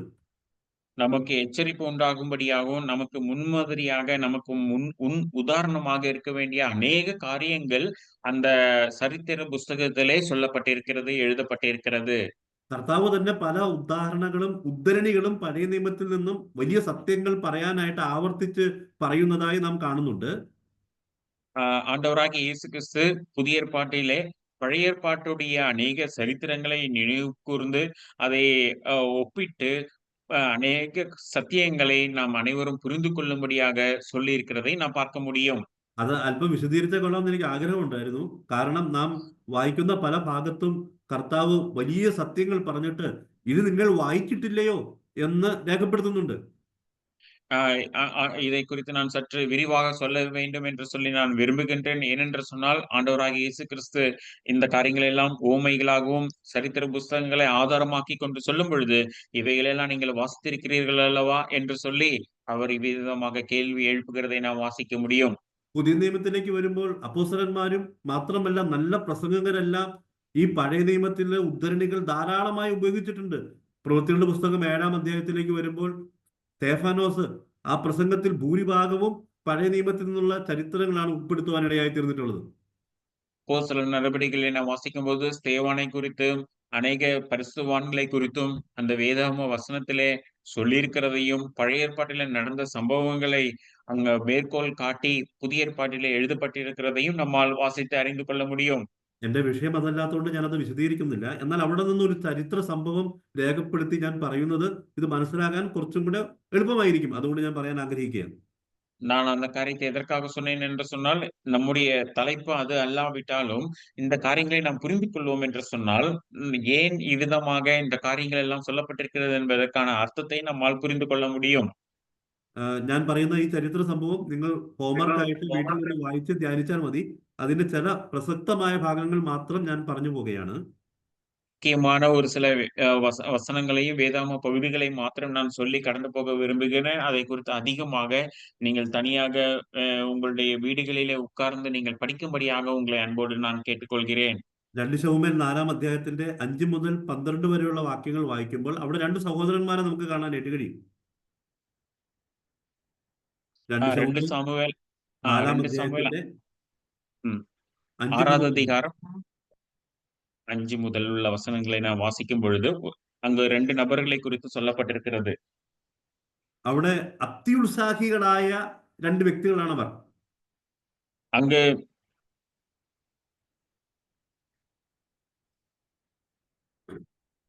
അത് വായിക്കണ്ട, അത് ജസ്റ്റ് ഒന്ന് പറയാം. അവർ അത്യുത്സാഹികളായ 2 പേരാണ്.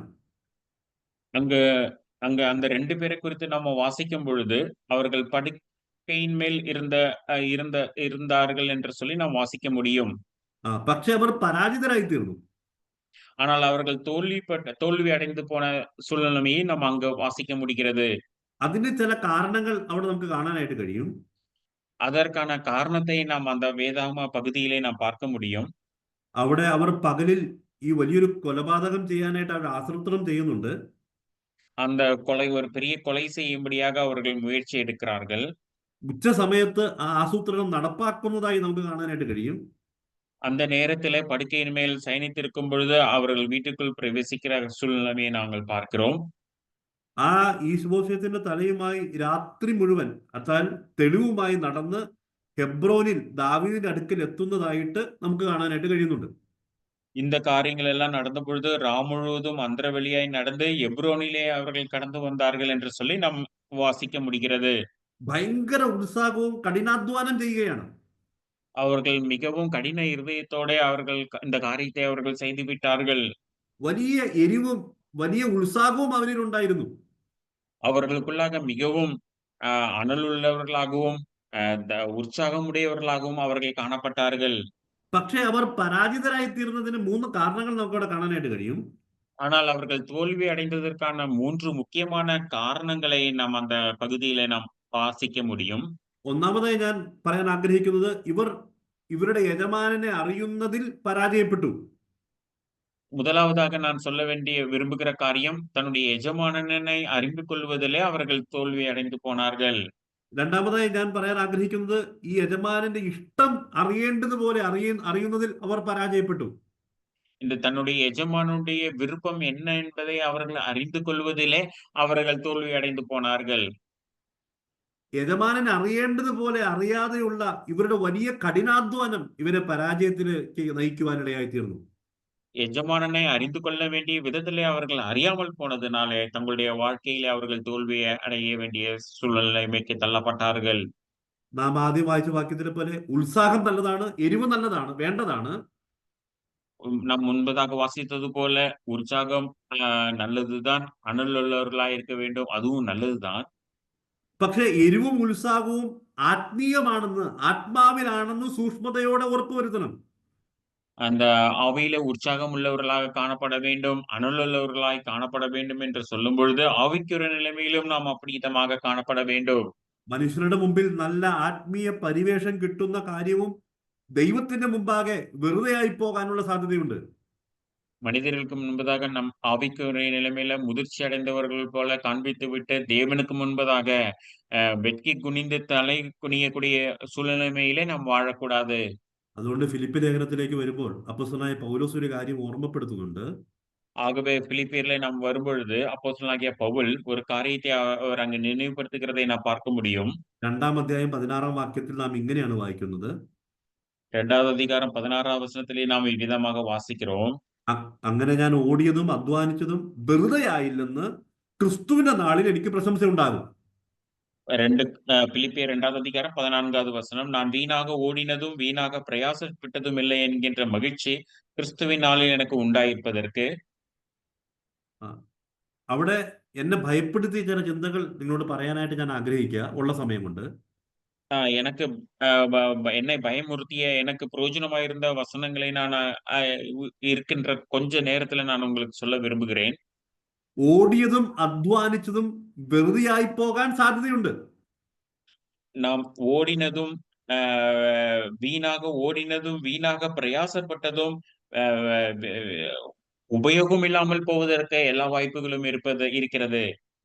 വെറുതെ ആയില്ലെങ്കിൽ ക്രിസ്തുവിന്റെ നാളിൽ പ്രശംസ ഉണ്ടാകും.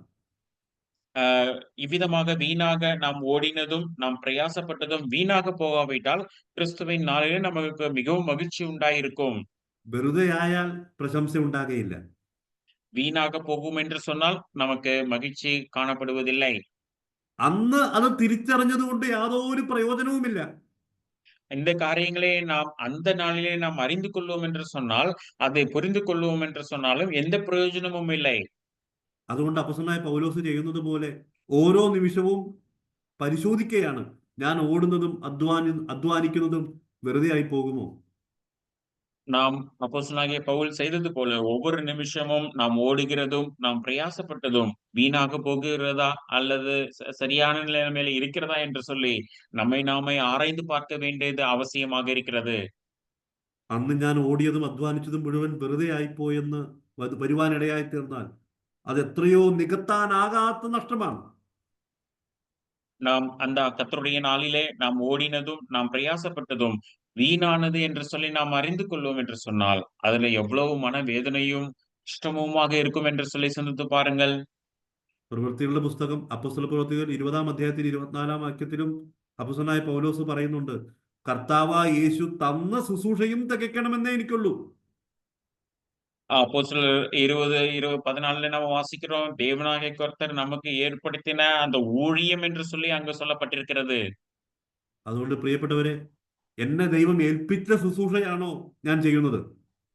தேவன் என்னை ஏவின அல்லது தேவன் எனக்கு கொடுத்த அந்த ஊழியத்தை நான் நிறைவேற்றுகின்றேனா என்று சொல்லி நம்மை நாமே ஆராய்ந்து பார்க்க வேண்டும். എന്റെ ഓട്ടവും അധ്വാനവും വെറുതെ ആയി പോകുമോ? என்னுடைய ஓட்டமும் பிரயாசமும் வீணாக போய்விடுமா? എന്റെ പ്രവൃത്തികൾ ദൈവസന്നിധിയിൽ പൂർണ്ണതയുള്ളതായി കാണപ്പെടുകയില്ലേ? என்னுடைய கிரியைகள் தேவனுடைய பார்வையில தேவனுடைய சமூகத்திலே வரும் பொழுது அது பூர்ணமாக முடியுமா என்று சொல்லி நம்மை நாமே சிந்தித்து பார்க்க வேண்டும். വെളിപ്പാട് പുസ്തകം 3-ാം അധ്യായത്തിന്റെ 1-2 വാക്യങ്ങൾ വായിക്കുമ്പോൾ അത് സർദീസിലെ സഭയോട് ദൂത് എഴുതുകയാണ്. வெளிப்படுத்தல் 3வது அதிகாரம் 1-2 வசனங்களை நாம் வாசிக்கும் போது சர்தை சபையை குறித்து அங்கு சொல்லப்பட்டிருக்கிறது. അവിടെ സർദീസിലെ സഭയോട് പറയുന്നുണ്ട്, ഉണരുക, ഉണർന്നുകൊള്ളുക. இங்கு சபையை குறித்து அவர் சொல்கிறார், எழுச்சி அடைய வேண்டும், ஆவிக்குரிய நிலைமையில உணர்வுள்ளவர்களாய் இருக்க வேண்டும், உயிருள்ளவர்களாய் இருக்க வேண்டும் என்று சொல்லுகிறார். അവിടെ പ്രവൃത്തികൾ ഇല്ലാഞ്ഞിട്ടതല്ല, പ്രവൃത്തികളുണ്ട്. அங்கு கிரியைகள் இல்லாமல் இருக்கவில்லை, அங்கு கிரியைகள் இருக்கிறது. അവിടെ ഓട്ടവും അധ്വാനമുണ്ട്, ശുശ്രൂഷകളുണ്ട്, പ്രവർത്തനങ്ങളുണ്ട്.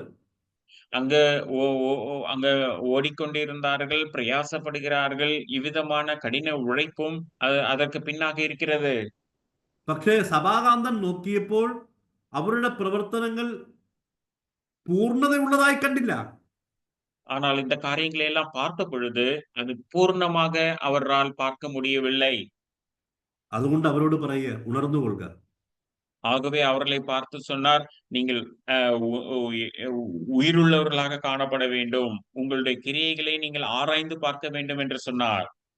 ഈ 2 ശമൂവേൽ 4-ാം അധ്യായത്തിലേക്ക് വരുമ്പോൾ അതിന്റെ 8-ാം വാക്യത്തിൽ നാം ഇങ്ങനെ കാണുന്നു, 2 சாமுவேல் 4வது அதிகாரம் 8வது வசனத்திலே நாம் வரும்பொழுது, ഇവർ ചെയ്തതും യജമാനന്റെ പ്രീതി സമ്പാദിക്കാൻ വേണ്ടിയാണ്.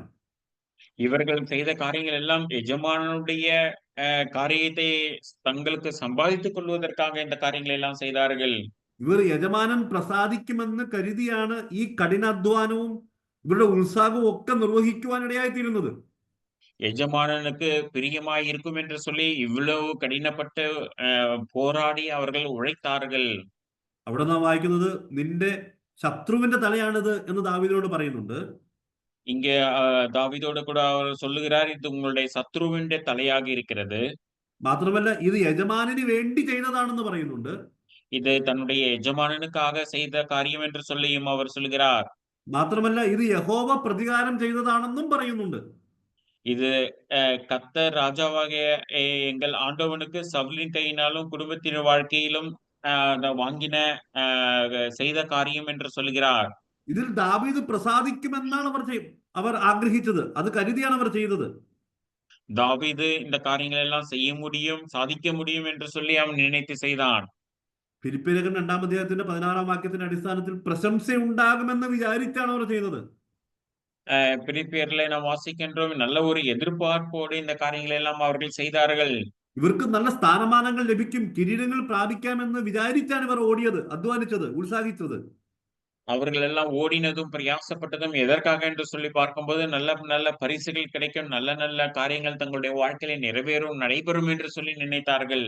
എന്നാൽ എത്രയോ ഭയാനകരമായ ശിക്ഷയാണ് അവർക്ക് കൊടുക്കുവാനിടയായിത്തീർന്നത്. അവരുടെ കൈകാലുകൾ വെട്ടി കൈകളില്ലാത്ത കാലുകളില്ലാത്ത ശരീരം തൂക്കിക്കളയുകയാണ്. എത്രയോ അപമാനമാണ് അവർ ഏൽക്കുവാനിടയായിത്തീർന്നത്. ஆனால் அவருடைய வாழ்க்கையை நாம் பார்க்கும் பொழுது அவர்களுடைய கைகள் இல்லாமல், கால்கள் இல்லாமல், அவர்கள் கை கால்கள் எல்லாம் வெட்டப்பட்டவர்களாக, மிகவும் அவமானத்திற்குள்ளாக அவர்கள் தள்ளப்பட்ட ஒரு காரியத்தை நாம் பார்க்க முடிகிறது.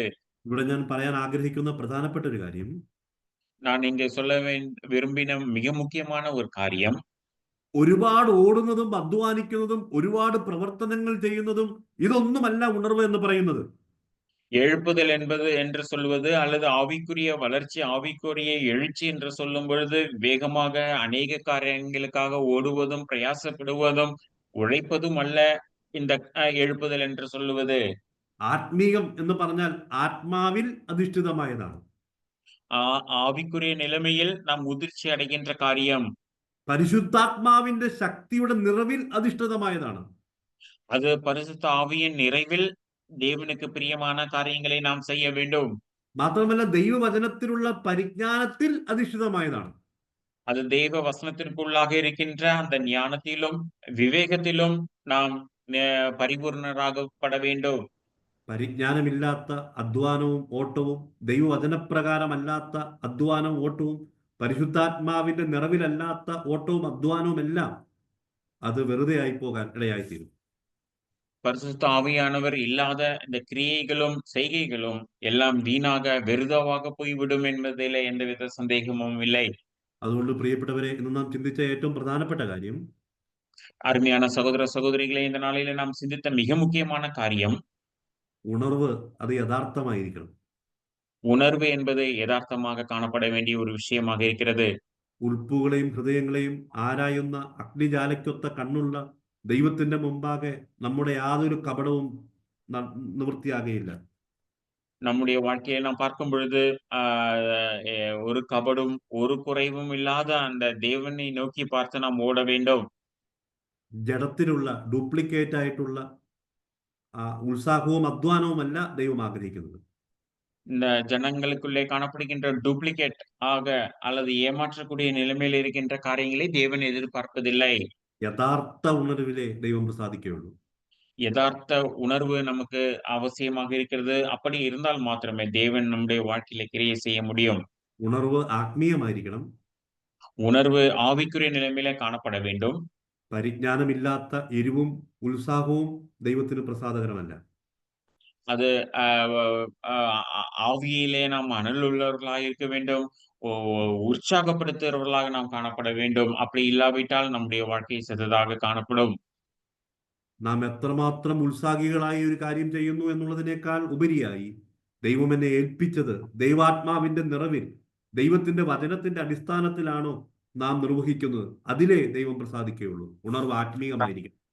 நாம் என்னென்ன காரியங்கள் செய்தோம், சாதித்தோம் என்று சொல்லி சிந்திப்பதை காட்டிலும் தேவனுடைய வசனத்தின் பிரகாரமாக, தேவனுடைய சித்தத்தின் பிரகாரமாக என்னுடைய வாழ்க்கையில நான் செய்யும் பொழுது அது அநேகருக்கும் நமக்கும் ஆசீர்வாதமாக பிரயோஜனமாக காணப்படும். അതുകൊണ്ട് യഥാർത്ഥ ആത്മീയ ഉണർവ് നമ്മുടെ ജീവിതത്തിൽ ഉണ്ടാകുവാൻ, അതിനുവേണ്ടി പ്രാർത്ഥിപ്പാൻ, അതിനുവേണ്ടി ഒരുങ്ങുവാൻ സ്വർഗത്തിലെ ദൈവം എനിക്കും നിങ്ങൾക്ക് എല്ലാവർക്കും ഒരുപോലെ സമൃദ്ധിയായ ദൈവകൃപ നൽകട്ടെ. ഇതിനാലും ദൈവനാമം മാത്രം മഹത്വപ്പെടുമാറാകട്ടെ. இவ்விதமாக நம்முடைய வாழ்க்கையிலே யதார்த்தமான ஒரு ஆவிக்குரிய எழுச்சியும் எழுப்புதலும் நம்முடைய வாழ்க்கையில காணப்படும்படியாக தேவன் நம் ஒவ்வொருவருக்கும் உதவி செய்வாராக. கர்த்தருடைய நாமம் மகிமைப்படுவதாக. ஆமென்.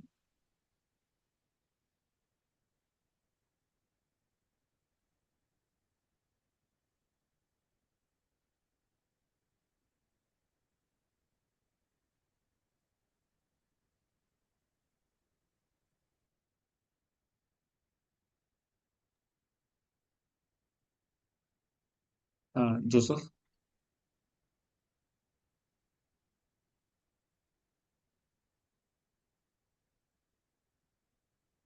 கர்த்தருடைய நாமம் மகிமைப்படுவதாக. இவ்விதமாக நாம் இந்த நாளிலே நம் ஆவிக்குரிய நிலைமையிலே எவ்விதமாக எழுச்சி அடைவது என்கின்ற காரியத்தை குறித்து நாம் இந்த நாளிலே சிந்திக்கும்படியாக தேவன் நமக்கு உதவி செய்தார். விசேஷமாக எவாஞ்சலிஸ்ட் ஜெய்சன் ஜோஷுவா பிரதர் நம்மளோடு கூட இந்த நாளிலே வந்து கலந்து கொண்டு ஆன்லைன் வழியாக நமக்கு வேதாகம வசனத்தை பகிர்ந்து கொடுத்தது மிகவும் சந்தோஷமான ஒரு காரியம்.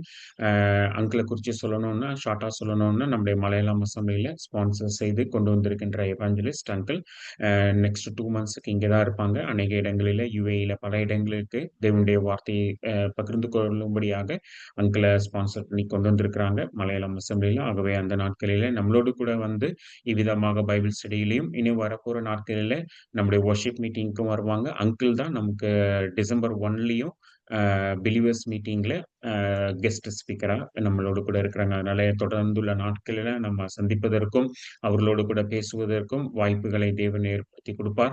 அது நிச்சயமாக இந்த நாளிலே ஆவிக்குரிய நிலைமையில நம்முடைய வாழ்க்கையில எழுப்புதல் அவசியமாக இருக்கின்றதை நாம் இந்த நாளிலே சிந்தித்தோம். ஆண்டவருக்காக அநேக காரியங்களை செய்வதனால அல்ல, உண்மையாகவே நம்முடைய இருதயத்தின் ஆழத்திலிருந்து தேவனுக்கென்று நம்முடைய கிரியைகளை நாம் செய்ய வேண்டும். அப்படிப்பட்ட நிலைமையை தான் தேவன் எதிர்பார்க்கிறார். மற்றவர்கள் எல்லாம் மற்ற காரியங்கள் எல்லாம் மற்றவர்களுடைய பார்வைக்கு நாம் செய்வோம் என்று சொன்னால் அது தேவனுடைய பார்வையிலே அது கணக்கிலே வராத ஒரு காரியமாக இருக்கிறது என்று சொல்லி இந்த நாளிலே நாம் சிந்தித்தோம். இவ்விதமாக வருகிற நாட்களிலே நம்மை நாமே ஆராய்ந்து பார்ப்போம். ஆராய்ந்து பார்த்து நாம் சரி செய்ய வேண்டிய காரியங்களை நாம் சரி செய்து நாம் சீர்படுத்திக் கொள்வோம் என்று சொன்னால் வருகிற நாட்களிலே நாம் கர்த்தருக்கு பிரியமானதை நாம் செய்ய கர்த்தர் நமக்கு உதவி செய்வாராக. இப்பொழுது நாம் இந்த கூட்டத்தை நாம் ஜெபித்து நிறைவு செய்ய இருக்கின்றோம். கடைசியாக சகரியா நமக்கு ஜெபித்த பின்பதாக இந்த கூட்டமானது நிறைவு பெறும். ஜெபிக்கும் பொழுது இந்த கேட்ட வசனங்களுக்காகவும் இனி பிரதர் செய்யப்படுகிற ஊழியங்களுக்காகவும் இனி வரப்போற நாட்களில் நாம் சிந்திக்க போற கேட்க போற வசனங்களுக்காகவும், அதோடு மாத்திரமல்ல பிரதருக்கு நல்ல ஹெல்த் மற்றும் டிராவல் பல இடங்களுக்கு டிராவல் பண்ணும்போது வேண்டிய பலனையும் ஞானத்தையும் கர்த்தர் கொடுக்கும்படியாக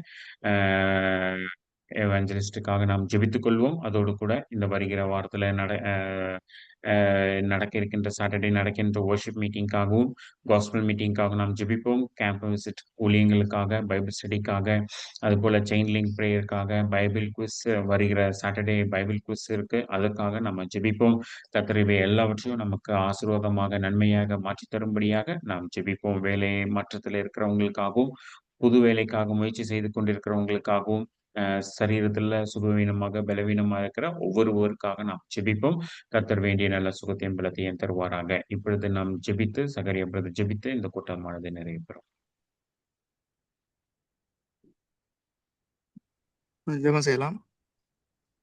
கர்த்தாவே, கிருபையுள்ள ஆண்டவரே, இந்த அருமையான நாளைக்கு நன்றியுடன் துதிக்கிறோம், சோதரிக்கிறோம். கர்த்தாவே, இந்த நாளை காணும்படி உதவி செய்தீங்க.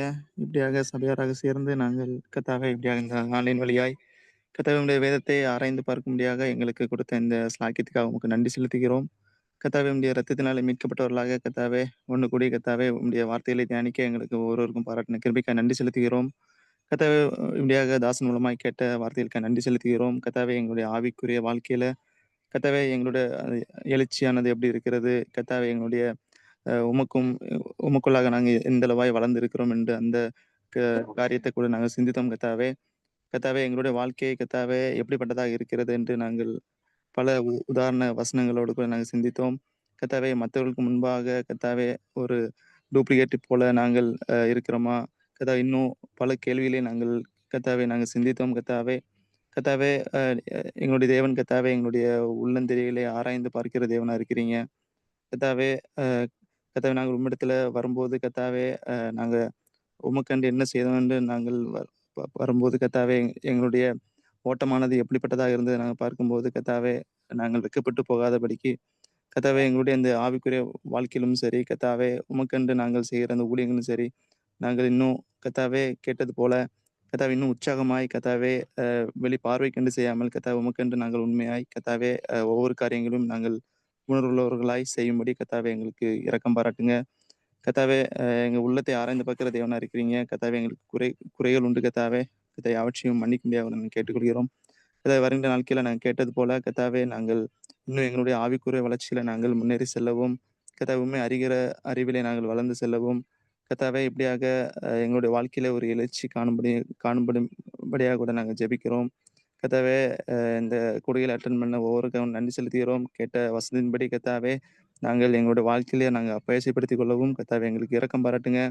கர்த்தாவே ஒரு நாள் உம்மிடத்துல வரும்போது கர்த்தாவே எங்களுடைய ஓட்டம் எப்படிப்பட்டதா இருக்கும் என்று நாங்கள் பார்க்கும்போது கர்த்தாவே நாங்கள் இந்த பூமி கண்டு ஓடாமல் கர்த்தாவே நாங்கள் உமக்கண்டு கர்த்தாவே வாழும்படி கர்த்தாவே உமக்கு முன்பாக நாங்கள் கர்த்தாவே உமக்கண்டு காரியங்களை செய்து கர்த்தாவே உம்மிடத்திலிருந்து நாங்கள் வெகுமதிகளை பெற்றுக்கொள்ளும்படி கர்த்தாவே எங்களுக்கு ஒவ்வொருவருக்கும் வேண்டிய இரக்கத்தை பாராட்டுங்க. கர்த்தாவே இப்படியாக செய்தியை பகிர்ந்து கொடுத்த உங்களுடைய தாசுக்காக நன்றி செலுத்துகிறோம். கர்த்தாவே அவங்க செய்கிற ஊழியங்களே கர்த்தாவே நீங்கள் ஆசீர்வதிங்க. கர்த்தாவே இந்த நாளிலும் கூட இப்படியாக யுஏஇ கடந்து வரும்படியாக அவங்களுக்கு இரக்கம் பாராட்டிங்க. கர்த்தாவே இந்த ஒரு மாதம் 2 மாத காலம் கர்த்தாவே இங்கிருந்து செய்கிற அந்த ஊழியங்களை கர்த்தாவே நீங்கள் ஆசீர்வதித்து கொடுங்க. கர்த்தாவே செய்கிற ஊழியம் மூலமாய் கர்த்தாவே அநேக பேர் கர்த்தாவுடைய வசனத்தை அறிந்து கொள்ளும்படியாகவும் கர்த்தாவே ஏற்றுக்கொள்ளும்படியாகவும் கர்த்தாவே நீங்கள் இரக்கம் பாராட்டுங்க. கர்த்தாவே அவங்களுக்கு வேண்டிய சுகபலத்தை கொடுத்து கர்த்தாவே நீங்கள் அவங்களை காக்கும்படியாக ஜெபிக்கிறோம். கர்த்தாவே அதிக பிரயாணங்கள் எல்லாம் இருக்கும் கர்த்தாவே அந்த இதில் கூட கர்த்தாவே நீங்கள் அவங்களுக்கு உதவி செய்ய முடியாத கூட நாங்கள் ஜெபிக்கிறோம். கர்த்தாவே யாவற்றையும் உங்களுடைய கரத்தில் தருகிறோம். கர்த்தாவே அதைத் தொடர்ந்து எங்களுடைய சபையின் ஒவ்வொரு கூட்டங்களுக்காக கூட நாங்கள் ஜெபிக்கிறோம். கர்த்தாவே உங்களுடைய வருகை தாமதிக்குமானால் கர்த்தாவே வருகின்ற சனிக்கிழமை கூட இருக்கிற எங்களுடைய வருஷ மீட்டிங்காக கூட நாங்கள் ஜெபிக்கிறோம். கர்த்தாவே அந்த கூடுகையில் யாவரும் ஏகமாய் கலந்து கொள்ளும்படியாக கூட உதவி செய்யுங்க. கர்த்தாவே தொடர்ந்து எங்களுடைய வாராந்திர கூட்டம் யாருக்கும் நன்றி செலுத்துகிறோம். திங்கட்கிழமை நடக்கிற செயின் லிங்க் பிரேயர் கர்த்தாவே அதுக்கு பிற்பாடாக இருக்கிற அந்த கேம்ப் சீட்டு கர்த்தாவே பைபிள் ஸ்டடி கர்த்தாவே மாதூர் நடக்கிற கர்த்தாவே அந்த ப்ரேயர் மீட்டிங் கர்த்தாவே நாங்கள் ஜெபிக்கிறோம். யாவரும் கர்த்தாவே இந்த கூடுகையில் ஏகமாய் பங்கு பெறும்படியாக கூட நீங்கள் இரக்கம் பாராட்டுங்களை ஜெபிக்கிறோம். இந்த நாள் கர்த்தாவே இப்பொழுது நாங்கள் பிரிந்து செல்கிறோம். பிரியாத நேசர் எங்கள் ஒருவரும் கூட இருந்து எங்களை நடத்த முடியாத கூட நாங்கள் கெஞ்சுகிறோம். அப்படி தாழ்த்துகிறோம். மீட்பெறும் அருமரிச்சகரமாக இருக்கிற கிறிஸ்துவின் நாமத்திலே இந்த ஜெபங்களை ஜீவன் நல்ல பிதாவே. Amen. Praise the Lord, brothers and sisters. Praise the Lord. Praise the Lord.